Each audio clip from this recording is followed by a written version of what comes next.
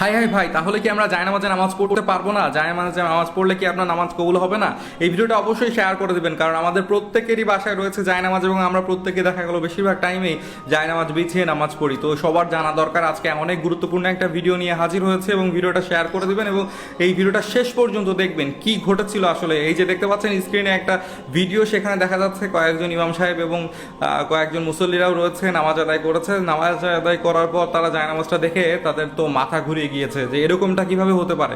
এখানে আসলে কাউকে দোষারোপ করার কোনো সুযোগ নেই, কিন্তু এই জিনিসগুলো হয়তো অনেকেই ইচ্ছা করেও করতে পারে বা না বুঝেও করতে পারে। তবে যেভাবেই করুক, এই বিষয়টা নিয়ে আমাদের অবশ্যই সচেতন থাকতে হবে, কারণ নামাজ কিন্তু ফরজ এবং নামাজ কিন্তু শুধুমাত্র আল্লাহর জন্য, এবং আল্লাহর ইবাদতের সব থেকে গুরুত্বপূর্ণ স্তম্ভগুলোর মধ্যে কিন্তু নামাজ একটা। নামাজ বেহেশতের চাবি। তো আপনার নামাজ আপনি পড়ছেন এবং কষ্ট করে নামাজ পড়ছেন, যদি আপনার নামাজটা বাতিল হয়ে যায় তাহলে কিন্তু আপনার আফসোস করা ছাড়া আর কিছু থাকবে না। তাই এখনই সচেতন হয়ে যান, কারণ আপনার বিবেক রয়েছে